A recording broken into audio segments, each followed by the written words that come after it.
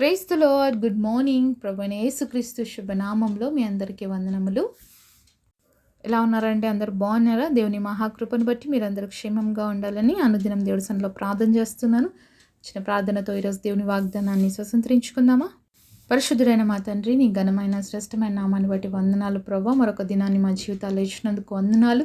మా అందరితో మాట్లాడండి. నీ మాటల చేత మమ్మల్ని బలపరచండి, ధైర్యపరచండి, ఆదరించి నడిపించమని యేసు నామములో ప్రార్థిస్తున్నాము తండ్రి. ఆమేన్. ఈరోజు దేవుని వాగ్దానము యోబు గ్రంథం 5వ అధ్యాయం 11వ వచనం. ఆయన దీనులను ఉన్నత స్థలములో నుంచును, దుఃఖపడు వారిని క్షేమమునకు లేవనెత్తును. Job chapter 5 verse 11, to set up on high those that be low, that those which mourn may be exalted to safety. దేవుడు ఇచ్చినటువంటి అద్భుతమైన వాగ్దానం మనందరి జీవితంలో నెరవేర్చబడును గాక. ఆమేన్. వాక్యం వింటున్న మీలో ఎంతమంది దుఃఖంలో ఉన్నారండి? బాధలో ఉన్నారా? వేదనలో ఉన్నారా? సహజమే కదండి. మానవ జీవితంలో ఉన్న మనందరి జీవితాల్లో ఏదో ఒక దుఃఖము, ఏదో ఒక బాధ, ఏదో ఒక వేదన ఉంటుంది.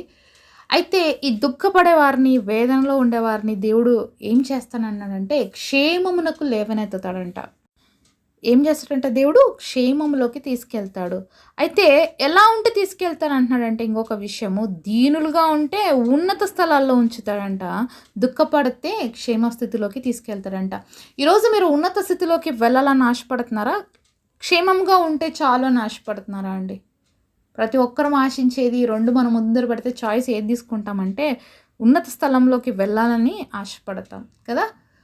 మరి ఉన్నత స్థలంలోకి మనం రీచ్ అవ్వాలి అంటే మొదటిగా దేవుడు ఇక్కడ ఒక మాట చెప్పాడు. ఆయన దీనులుగా ఉంటే ఆయన ఇష్టపడతాడు కదా. దీనుల్ని, దరిద్రుల్ని పెంట కుప్పల నుంచి లేపేవాడు దేవుడు అని వాక్యంలో చూస్తాము. విరిగి నలిగిన హృదయం గలవాడే దేవుడికి ఇష్టమైన బలి. దేవుడికి ఎవరు ఇష్టలు అంటే దీనులు, అంటే తగ్గించుకొని దేవుడి సన్నిధిలో వినయ విధేయతలతో లోబడి ఉండేవాళ్ళంటే దేవుడికి చాలా ఇష్టం. మరి మీకు కూడా అంతే కదండి. మీ ఇంట్లో ఎవరు ఇష్టం? పిల్లలు అంటే ఎవరు బాగా లోబడతారో, ఎవరు మంచిగా మాట వింటారో అలాంటి వాళ్ళని ఇష్టపడతాం కదా. మనకే ఎంత ఉంటుంది, మనమే అక్రమంగా నడుచుకునే వాళ్ళం, మనమే తప్పు చేసే వాళ్ళం అయినా కూడా మనకి దీనులుగా ఉండి లోబడి మంచిగా ఉంటే వాళ్ళే మనం ఇష్టపడుతున్నప్పుడు దేవుడు ఇంకెంత ఇష్టపడతాడు కదా. దేవుడికి దీనత్వం అంటే చాలా ఇష్టం. అంటే దేవుడు అహంకారులను ఎదిరించి దీనుల్ని హెచ్చిస్తాడు అని దేవుడు వాక్యం సెలవిస్తుంది. ఈరోజు ప్రపంచంలో మరి ఇలాంటి పరిస్థితులు రావడానికి కారణం ఏంటంటే మరి దీనత్వం లేకపోవడం. ఆ రోజు సాతాన్ ఏమనుకుంది? సాతాన్ కదండి, అది ఒక పెద్ద కెరూబు, తెలుసు కదా, లూసిఫర్. చాలా మరి ఒక గాయన బృందంకి క్వైర్ టీమ్ లీడర్ అనమాట. అయితే మరి దేవుడి విషయంలో ఎప్పుడైతే అహంకారంతో గర్వించిందో ఆ గర్వం అనేది అదో పాతాళంలోకి పడిపోయే విధంగా చేసింది, అది భూమి మీదకి త్రోయబడింది అనమాట. కాబట్టి ఈరోజు ఆ దీనత్వం లేకుండా అహంకారము, గర్వం వల్ల సాతాన్గా మార్చబడింది. కాబట్టి సాతానుడు కూడా సామాన్యమైన వాడు కాదండి. దేవుడు శక్తులు పొందుకున్నటువంటి వ్యక్తి, అలాగే దేవుడితో మరి ఎంతో సన్నిహితంగా ఉన్నటువంటి వ్యక్తి. కానీ గర్వించడం ద్వారా వచ్చిన నష్టం ఎంత భయంకరమైనదో చూడండి. కాబట్టి గర్వము, అహంకారము, పాపము ఇవన్నీ మన జీవితంలో పెట్టుకుంటే మనం కూడా అదో పాతాళంలోకి వెళ్ళిపోతాం. అందుకనే దేవుడు దీనులుగా ఉండండి అన్నాడు. అందుకే దేవుడు ఎవరినైనా హెచ్చించాలి అంటే చూస్తాడు వాళ్ళ ఎంత దీనత్వం ఉంది, వాళ్ళు ఎంత దీనులుగా ఉన్నాడు. ఈరోజు మనం హెచ్చించబడాలి అంటే మనలో విరిగి నలిగిన హృదయం ఉండాలి, దీనత్వం కలిగి ఉండడం నేర్చుకోవాలి. ఎందుకు దేవుడికి దీనులంటే ఇష్టము అంటే దీనత్వంలో మనము చాలా విషయాలు నేర్చుకుంటామండి, చాలా లోబడతాం. ఎందుకంటే ఏదైనా కూడా ఓకే అని చెప్పగలుగుతాం. ఈరోజు మనతో ఏమీ లేదు, చాలా దీనులుగా ఉన్నాము అంటే ఎవరేమి ఇచ్చినా తీసుకోవడానికి ఇష్టపడతాం. ఎందుకంటే ఆ పరిస్థితులు అలా ఉంటాయి కాబట్టి. అదే మన దగ్గర అన్నీ ఉన్నప్పుడు ఎవరన్నా ఏమైనా ఇస్తే మనం ఇంకా ఏమి ఎక్స్పెక్ట్ చేస్తామంటే అబ్బా ఇలాంటిది ఇచ్చినారేంది, ఇంకా మంచిది ఇచ్చి ఉండొచ్చు కదా అనుకుంటాం. అందుకనే దేవుడు ఒక వ్యక్తిని ఆశీర్వదించాలన్నప్పుడు దీనస్థితిలోకి తీసుకెళ్తాడు. ఖచ్చితంగా అది నేర్పిస్తాడు. నువ్వు ఏ స్థితిని నేర్చుకోవాలో అదంతా కూడా నేర్పించి నిన్ను హెచ్చిస్తాడు అనమాట. ఎవరిని దేవుడు ఒక రోజులో హెచ్చించడు, దీనత్వాన్ని నేర్పిస్తాడు. ఈరోజు నువ్వు నేర్చుకునే క్రమంలో ఉన్నవేమో నువ్వు ధన్యుడివి, ధన్యురాలివి. ఎందుకంటే దేవుడు పరీక్షించకుండా, పరిశోధించకుండా ఏ వ్యక్తిని కూడా ఆశీర్వదించడు. దేవుడు దీనుల్ని ఉన్నత స్థితిలోకి తీసుకుపోతాడు అంటే ఫస్ట్ వాళ్ళని నలుపుతాడు, వాళ్ళని అనేక పరిస్థితులు గుండా దేవుడు తీసుకెళ్తాడు, అనేకమైనటువంటి ఇబ్బందుల కొలిమిలో వాళ్ళని నడిపిస్తారు. అన్నిట్లో కూడా దేవుడు వాళ్ళని టెస్ట్ చేస్తాడు. ఎప్పుడైతే వాళ్ళు యోగ్యులుగా కనిపిస్తాడో దేవుడు వాళ్ళని లేవనెత్తాడు. దేవుడు దీనుల్ని మరి ఉన్నత స్థితిలో ఉంచినప్పుడు దుఃఖపడే వారికి ఏమిస్తాడంటే క్షేమం ఇస్తాడు. నిజంగా దుఃఖంలో ఉన్న వాళ్ళకి ఏం కావాలండి? వాళ్ళకు ఉన్నత స్థితి మరి ఉన్నతంగా ఉండాలనే దానికంటే కూడా మరి దుఃఖపడే వారికి క్షేమం చాలా అవసరం. ఈరోజు చాలామంది దగ్గర డబ్బులు ఉన్నాయండి, కానీ ఆరోగ్యం లేదు. ఈరోజు చాలామంది దగ్గర మరి డబ్బు ఉంది, ఆస్తిపాస్తులు ఉన్నాయి, సంపదలు ఉన్నాయి, కానీ మనశ్శాంతి లేదు, నెమ్మది లేదు, వాళ్ళ క్షేమం లేదు. ఎక్కడికి వెళ్ళినా కూడా వాళ్ళ మనసు ప్రశాంతంగా లేదనమాట. మరి అలాంటి వాళ్ళకి దేవుడు ఉన్నత స్థితి ఇవ్వాలనుకోడు అనమాట. అలాంటి వాళ్ళకి ఏమి ఇవ్వాలనుకుంటాడు? వాళ్ళకి క్షేమం ఇవ్వాలి అని అనుకుంటాడు. అయితే ప్రతి ఒక్కరు మనం ఏం ఆలోచిస్తామంటే డబ్బుల గురించి ఆలోచిస్తాం. అందుకే దేవుడు ఈ యొక్క ప్రామిస్‌లో 2 విషయాలు పెట్టాడు. ఒకటి, దీనుల్ని ఎవరైతే ఉంటారో వాళ్ళ ఉన్నత స్థితి ఇస్తానంటున్నాడు. అలాగే ఎవరైతే దుఃఖంలో ఉన్నారో వాళ్ళకి క్షేమ స్థితి ఇస్తాను అంటున్నాడు. కానీ ప్రతి ఒక్కరము కోరుకునేది, మొదట్లోనే చెప్పాను కదా, ప్రతి ఒక్కరు కోరుకునేది ఏంటి తెలుసా? ఉన్నత స్థితి. చాలామంది క్షేమ స్థితి కావాలని కోరుకోరనమాట. కానీ నిజానికి క్షేమం ఉంటేనే అన్ని ఆశీర్వాదం ఉంటుందండి. క్షేమం ఉంటేనే అన్ని విషయాల్లో కూడా వర్ధిల్లుతాం. అదే ఎంత డబ్బు ఉన్నా కూడా క్షేమం లేకపోతే, సంతోషం లేకపోతే, ఆనందం లేకపోతే ఆ డబ్బులంతా ఏం చేసుకుంటాం చెప్పండి? వేస్టే కదా.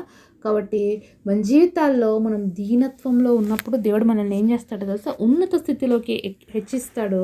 చాలామంది ఆ ఉన్నత స్థితిలోకి పోయిన తర్వాత ఏ పరిస్థితిలోకి వస్తారో తెలుసా? దుఃఖ స్థితికి వస్తారు. ఎందుకంటే బాగా అనుభవించి, మనుషులంటే లెక్కలేకోకుండా, మొదటిగా దేవుడు అంటే లెక్కలేకోకుండా, డబ్బు ఉందన్న అహంకారం ఇవన్నీ వస్తాయి. కాబట్టి మళ్ళీ ఏమైపోతారు తెలుసా? దుఃఖంలోకి వెళ్ళిపోతారు. కాబట్టి దేవుడు మనం ఆ స్థితిలో ఉండకూడదు అనేది దేవుడు ఉద్దేశం. కాబట్టి దీనత్వాన్ని నేర్పించడానికి దేవుడు ఎప్పుడు ఇష్టపడతాడు. అలాంటి సమయంలోనే మన జీవితంలో శ్రమలు వస్తాయి, దుఃఖం వస్తుంది, బాధ వస్తుంది, వేదన వస్తుంది. వాటన్నిటిని స్వీకరిస్తేనే దీనత్వం వస్తుంది. ఆ దీనత్వంలోనే మనం ఆత్మీయంగా ఎదుగుతాం. కాబట్టి ఈరోజు మొదటిగా మనం దీనులుగా ఉండడం అనేది దేవుడు ఉద్దేశం. కాబట్టి దీనత్వాన్ని నేర్చుకుందాము. అలాగే ఆల్రెడీ మిమ్మల్ని దేవుడు బ్లెస్ చేసి ఉంచినా కూడా దీనత్వంలో లేకోకుండా ఇప్పుడు అహంకారంగా మనం ఉన్నట్లయితే అహంకారం లేకోకుండా మళ్ళీ దీనులుగా మార్చబడదామండి. అప్పుడే మన జీవితాల్లో ఏమొస్తుంది తెలుసా? క్షేమం వస్తుంది. అప్పుడే మన జీవితంలో ఏమొస్తుంది తెలుసా? దుఃఖం పోయి ఆనందంలోకి వస్తాం. దేవుడే లేవనెత్తాలండి. ఒక వ్యక్తి దుఃఖంలో ఉన్నప్పుడు దేవుడే ఆ వ్యక్తికి క్షేమం ఇచ్చి లేవనెత్తితే తప్ప ఎవ్వరు కూడా దుఃఖంలో నుంచి బయటికి రాలేరు. ఈరోజు నీకు కనిపిస్తున్న ప్రతి ఒక్కరు చాలా పైకి హ్యాపీగా కనిపించచ్చేమో, వాళ్ళు చాలా హ్యాపీగా ఉన్నట్లు నీకు అనిపించచ్చేమో, కానీ వాళ్ళ హృదయాన్ని నువ్వు తొంగి చూడలేవు కదా. దేవాది దేవుడే చూస్తున్నాడు. కాబట్టి ప్రతి ఒక్క హృదయాన్ని చూసేది ఎవరంటే దేవుడు. కాబట్టి ప్రతి ఒక్క హృదయంలో ఉన్న దుఃఖాన్ని చూసేది కూడా దేవుడే. ఎవరు ఏ కష్టంలో ఉన్న వాళ్ళని లేవనెత్తేది కూడా దేవుడే. దుఃఖంలో ఉన్న ప్రతి వారిని కూడా క్షేమస్థితిలోకి తీసుకుపోయేది దేవుడు మాత్రమే. కానీ రోజు మనందరినీ కూడా దేవుడు ఒక గొప్ప ఉద్దేశంతో ఈ మాటలు వినిపింపజేస్తున్నాడు. ఈ గొప్ప ప్రామిస్ మనందరి జీవితంలో నెరవేరాలని దేవుడు ఆశపడుతున్నాడు. ఈరోజు నువ్వు దీనుడుగా ఉన్నప్పుడు, దేవుడు నిన్ను హెచ్చించినప్పుడు, నువ్వు అణిగి మణిగి ఇంకా ద్విమనస్కుడుగా ఉంటే దేవుడు ఇంకా అధికంగా హెచ్చిస్తాడు. అలా కాకుండా మనం దేవుని త్రోసిపుచ్చి అహంకారులమైతే మన జీవితంలో మనం ఎప్పుడు కూడా క్షేమస్థితిలోకి రాలేము. కాబట్టి ఈరోజు మనల్ని మనం మార్చుకుందాము. దేవుడి సన్నిధిలో మనం మన జీవితాల్ని సరిచేసుకుందాం దేవుడి మాటల చేత. ఈరోజు మనల్ని ఆశీర్వదిస్తే ఎలా ఉన్నాము? ఒకవేళ ఆశీర్వాదాన్ని తీసుకొని దేవుడే మర్చిపోయిన స్థితిలో ఉంటే ఈరోజు సరి చేసుకుందాం. ప్రభా లాంటి జీవితం నాకు వద్దు, నువ్వు కావాలి.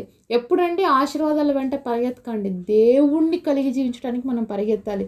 దేవుడు మనతో ఉంటే అన్నీ మనవే. దేవుడు లేకుండా ఎన్ని ఉన్నా అవన్నీ కూడా సున్నా. ఇది ఒకటి గుర్తుపెట్టుకోవాలి. దేవుడు మన జీవితంలో ఉండి మన వెనకాల ఎన్ని సున్నాలు ఉంటే అంత విలువ ఉంటుంది. కానీ అన్నీ కలిగి ఉండి దేవుడిని వెనక పెడితే ఎట్లుంటుంది తెలుసా? సున్నాల తర్వాత ఒకటి పెడితే విలువ లేనట్లుగా ఉంటుంది అనమాట మన లైఫ్. కాబట్టి మనం ఎన్ని సున్నాలైనా పర్లేదు, మన ముందే దేవుడు ఒక్కటిగా ఉంటే చాలు. మన ఎన్ని సున్నాలు ఉన్నా దానికి వాల్యూ వస్తుంది. కాబట్టి ఈరోజు మనం వాల్యూ యాడెడ్ పర్సన్స్గా ఉండాలి అంటే దేవుడితోనే సాధ్యమవుతుంది. దేవుడిని మన జీవితాల్లో కలిగి ఉంటేనే మనం వాల్యూ యాడెడ్ వాళ్ళగా ఉంటాం. అంతేకాకుండా దేవుడు దీనుల్నే ప్రేమిస్తాడు. దేవుడికి దీనత్వం అంటేనే చాలా ఇష్టం కనుక అభ్యాసం చేసుకుందాం. ఒక్క రోజులో దీనత్వం రాదండి. ప్రతిరోజు నలపబడుతూ, ప్రతిరోజు సరి చేసుకోబడుతూ దేవుడి సన్నిధిలో మనల్ని మనం మార్చుకుంటే తప్ప మనం దీనులుగా అవ్వలేం. ఎందుకంటే శరీరము చాలా పాపంతో నిండి ఉంది. కాబట్టి దీన్ని దేవుడికి లోపరచాలి అంటే మనం కూడా దీని విషయంలో వర్కౌట్ చేయాలి, పని చేయాలి. దేవుడి సహాయంతో మనం దీనులుగా మార్చుకోగలుగుతాం. కాబట్టి ఆయన్ని అడుగుదాం మనం దీనులుగా మార్చమని. అలాగే క్షేమ స్థితిని ఇవ్వమని దేవుడి సన్నిధిలో రోజు మనం ప్రార్థన చేద్దాం. అట్టి కృప దేవుడు మనందరికీ దయచేయును గాక. పరిశుద్ధుడైన మా తండ్రి, మీరు మాతో మాట్లాడిన ప్రతి మాట కొరకు ప్రభా నీకు వందనాలు, ప్రభా నీకు స్తుతులు, ప్రభా మీకు స్తోత్రాలు చెల్లిస్తూ ఉన్నాం తండ్రి.